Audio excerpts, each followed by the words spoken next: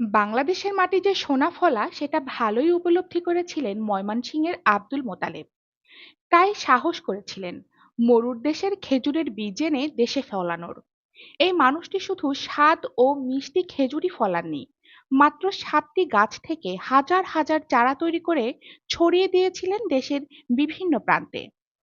বিদেশের মোহ ছেড়ে দেশে এসে হয়েছেন কোটি টাকার মালিক। অভাবের সংসারে স্বচ্ছতা ফেরাতে সৌদি আরবে গিয়েছিলেন আব্দুল মোতালেব। 10,000 টাকা বেতনে খেজুরের বাগানে চাকরি নিয়েছিলেন। চাষাবাদ রপ্ত করে 3 বছরের মাথায় দেশে ফেরেন। সঙ্গে আনেন খেজুরের বীজ। বাগান করে কয়েক বছরের মধ্যে বদলে ফেলেন ভাগ্য। এখন বছরে কোটি টাকার চারা ও খেজুর বিক্রি করেন তিনি। আব্দুল মোতালেব ময়মনসিংহের ভালুকার পাড়াগাঁও গ্রামের মৃত নুরুল ইসলামের ছেলে। সফল এই উদ্যোক্তাকে সবাই খেজুর মোতালেব বলেই ডাকেন। মোতালেবের বাগানে বর্তমানে আজোয়া, ছুক্কারি, আমবাগ, বারহি এবং বকরি জাতের খেজুরের ফলন হচ্ছে। মোতালেব বলেন, দেশে ফিরে আমার বাড়ির পাশে একটি জমিতে খেজুরের চারা রোপণ করি, কিন্তু প্রায় সব গাছই পুরুষ হয়ে যাওয়ায় খেজুর হয়নি। আবার গাছ লাগালে আবারও একই অবস্থা হয়। তৃতীয় দফায় আমি সফল হই।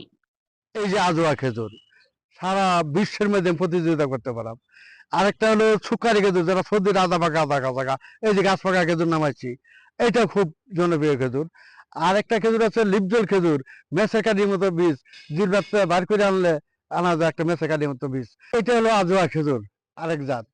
এই খেজুর গুলা এই যে এরকম, এই যে মাটির এটা বানসাই কিন্তু মাটির পিঠা যাবে গা, যে নষ্ট হয়ে যাবে দেখে এটা উপরে উঠাই দিছি। এটা হলো বীজ, মেসের কাঠির মতো বীজ।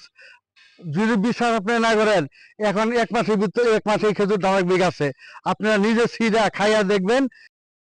কোনো কিছুতেই সহজে হাল না ছাড়া মোতালেব বলেন, লোকে বিদেশে গেলে সুটকেস ভর্তি জিনিস নিয়ে আসে, আর আমি এনেছিলাম খেজুর। দেশের মানুষ হাসাহাসি করত। সরকারি সহযোগিতা পেলে হাজার হাজার চারা উৎপাদন করা যাবে বলে জানান মোতালেব। আমি সৌদি আরবে খেজুর করছি, সৌদি আরবে এমবিসি আছে, আমি ক্ষুদ্র মাঝে যাইতে পারি না।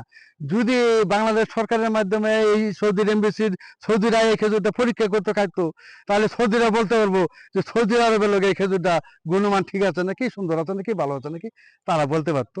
আমি সরকারের মাধ্যমে দাওয়াত দিলাম, যদি সৌদি এমবিসিতে এখানে লোক আসে, এই সিজনে তারা খেজুরটা দেখতে পারবে, সিরা খাইতেও পারবে, আর তারাও স্বাদটা বুঝতে পারবে কোনটা ভালো।